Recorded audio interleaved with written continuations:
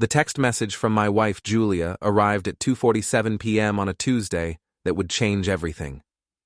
Greg's coming to stay with us for a few weeks. Don't make it weird, Eric. Greg Costas, her ex-boyfriend from college, the same Greg who'd tried to feel her up at our wedding reception while I was giving my speech. The same Greg who accidentally called her at midnight on our anniversary 3 years running. I'm Eric Mallard, 40 years old, senior IT security analyst for a mid-sized Boston firm. I fix problems for a living. I was about to become one. Absolutely not, I texted back. Her response came instantly. I don't need your permission for anything. I stared at my phone in the break room, coffee growing cold in my hand. My coworker Sam Patel looked over from the vending machine. Bad news? My wife just invited her ex to live with us. Sam's eyebrows shot up. Dude, that's not a red flag. That's a whole parade of them.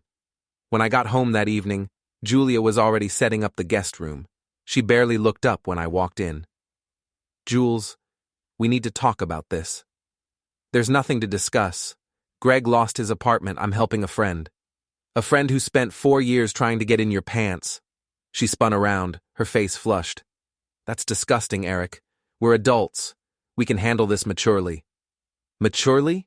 You didn't even ask me. Because I knew you'd react like this. Her voice rose to that pitch I'd learned to dread. I don't need your permission for anything, Eric. I felt something cold settle in my chest. Good, I said quietly. You don't have it anymore. Greg arrived the next day in his ridiculous red Porsche, carrying designer luggage and wearing a smirk that made my teeth ache. He was everything I wasn't, tall, tan, with the kind of easy confidence that came from never having to work for anything. Eric, buddy, he clapped me on the shoulder like we were old friends. Thanks for letting me crash here. I didn't, I said, but Julia shot me a warning look. Within 3 days, Greg had made himself completely at home. He drank my beer, used my Netflix account, and worst of all, he and Julia spent hours on the couch, catching up, while I worked in my home office. Their laughter echoed through the house. Inside jokes, shared memories, the casual intimacy of people who'd once shared everything. My friends noticed the change immediately. Dave and Mike, guys I'd known since college, came over for our weekly poker game to find Greg dealing cards at my kitchen table. Who's this? Dave asked. Before we dive deeper into this story, I have one small request. Please subscribe, drop a like, comment, and hit that hype button to boost this channel so more people can discover these incredible Reddit stories. Julia's friend, I said tightly. Greg flashed his perfect smile. Her very good friend. The poker game was awkward. Greg dominated the conversation, name-dropping celebrities he'd supposedly met, talking about his consulting business in vague terms that impressed Julia but made my bullshit detector scream. After my friends left, Dave pulled me aside. Dude, what's going on? It's complicated. No, it's not. That guy's trying to steal your wife. But when I confronted Julia, she turned it around on me. You're being paranoid and controlling. Greg's going through a rough time. What about the rough time I'm going through? Watching my wife fawn over her ex in my own house? You're imagining things. I wasn't imagining the way she laughed at his jokes. I wasn't imagining how she dressed up when she knew he'd be around. I wasn't imagining the charged looks between them. 2 weeks in, I found them in the kitchen at midnight, standing close, her hand on his arm. They jumped apart when I appeared. Just talking, Julia said quickly, at midnight, in the dark. Eric, don't be ridiculous. But Greg's expression told a different story. Smug satisfaction, like he'd already won. The breaking point came when my friends stopped coming around. Dave was direct about it. We're not comfortable with that situation, man. It's weird. So, you're abandoning me? We're not abandoning you.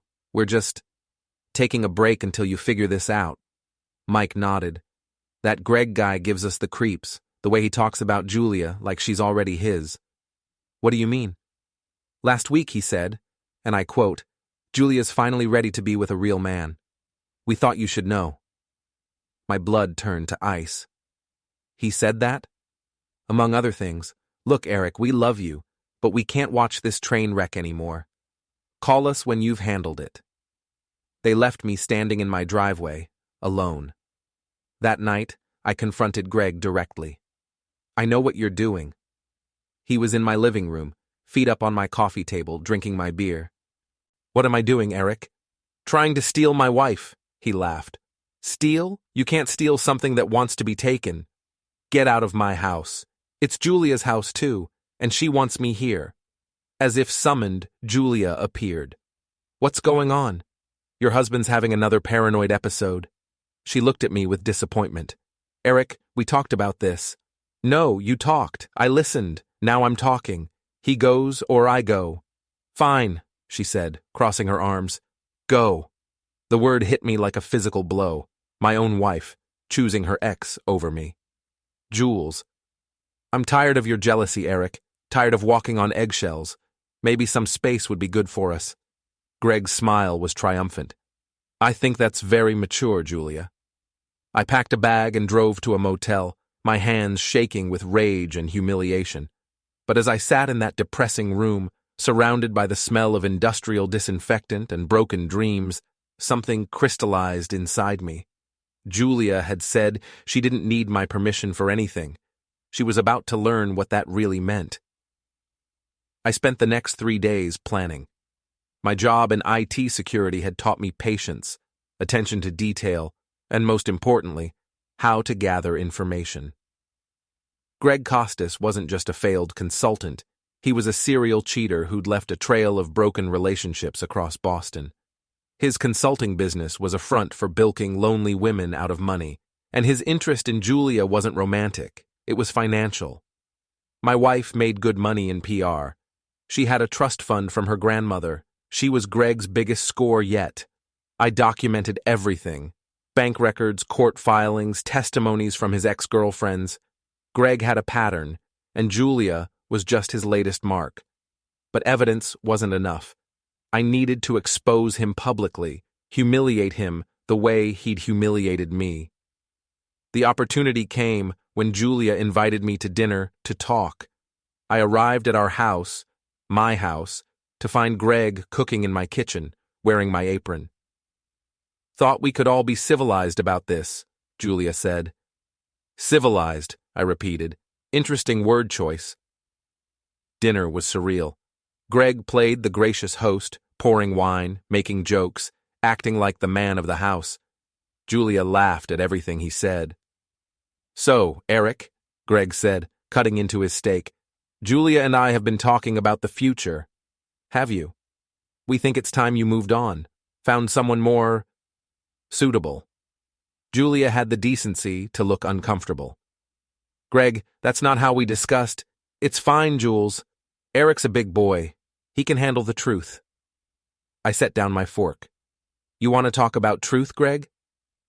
Something in my tone made them both pause. I pulled out my phone and opened the folder I'd prepared.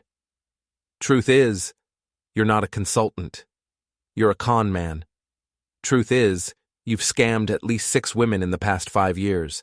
Truth is, you're currently being sued by 3 of them. Greg's face went pale. That's ridiculous. Is it? I swiped to the next document. Sarah Martinez, 2019. You convinced her to invest $50,000 in your business. Jennifer Walsh, 2020.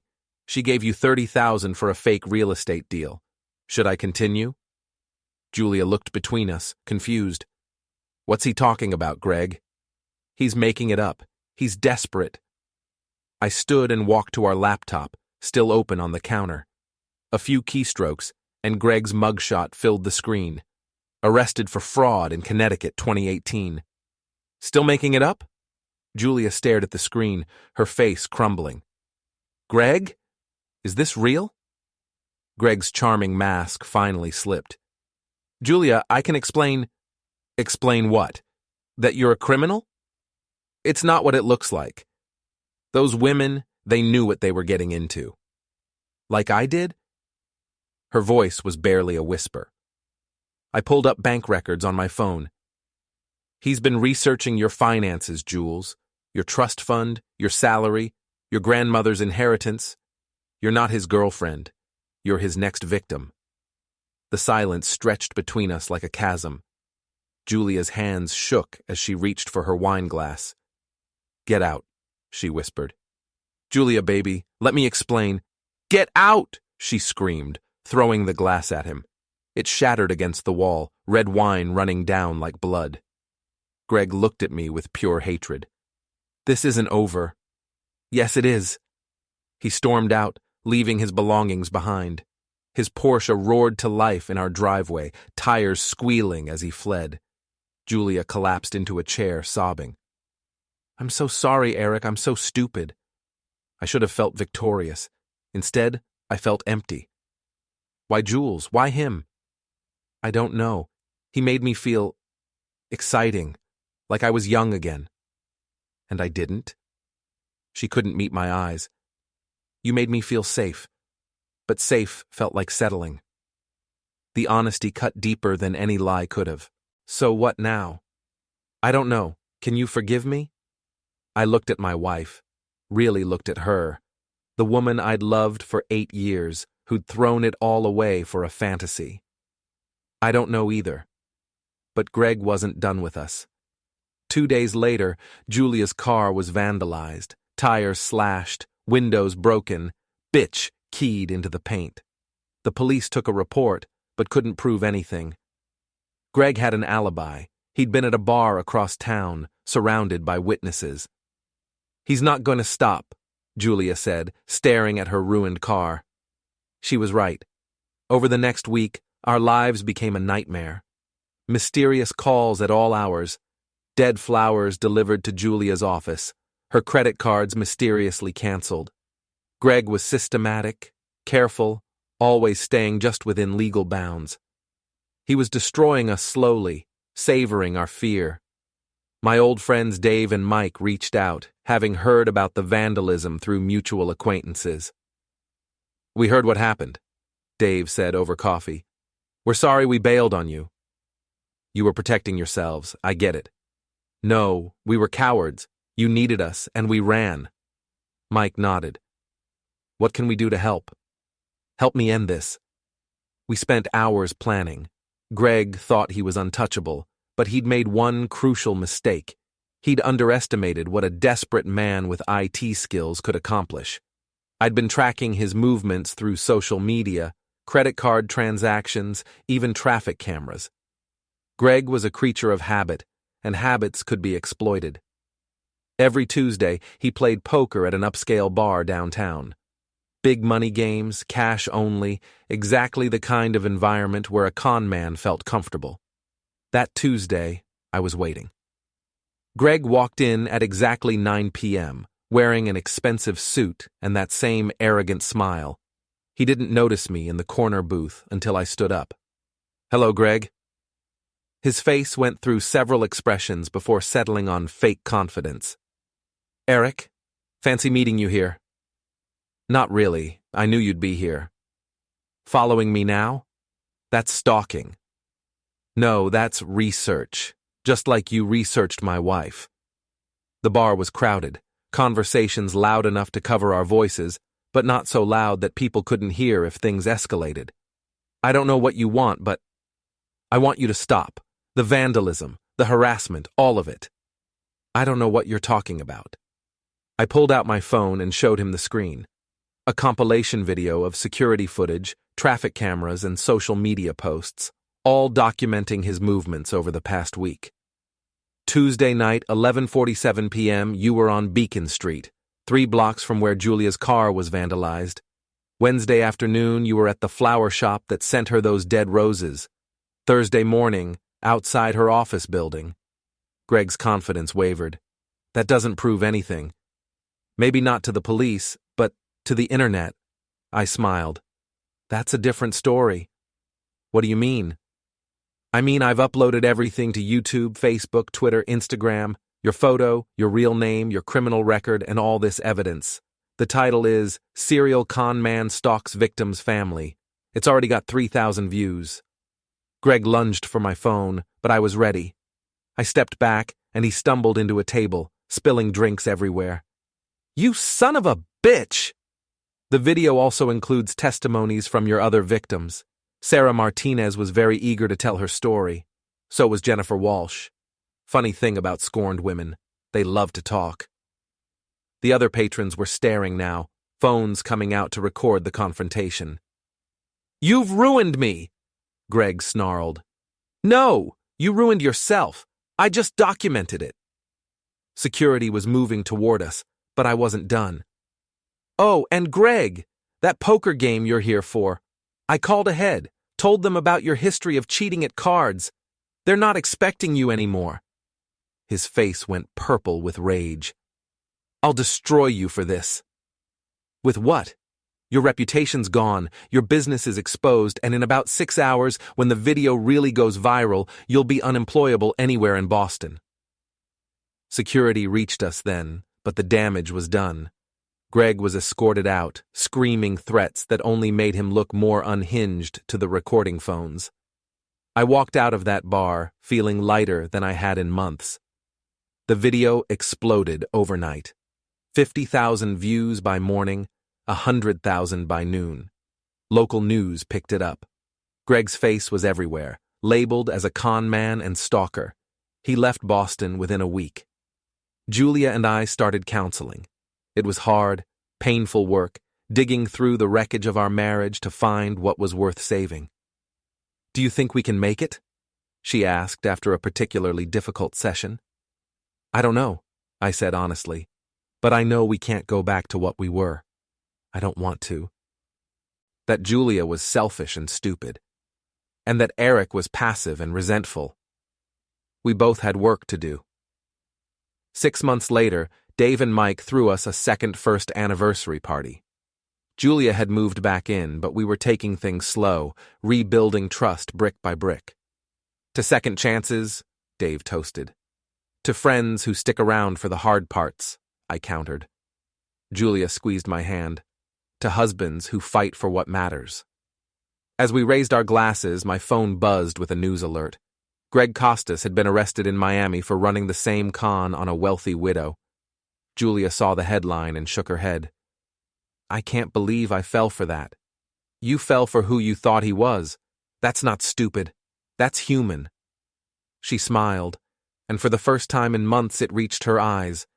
Greg had taught us both a valuable lesson, though not the one he'd intended. He'd shown us that some permissions, once revoked, can never be restored. But he'd also shown us that the ones worth having are the ones freely given, earned through trust, and strengthened by forgiveness. My wife had yelled that she didn't need my permission for anything. She was right, but what she needed was something much more valuable, my partnership. And that, unlike permission, couldn't be demanded or stolen. It had to be rebuilt, one honest conversation at a time.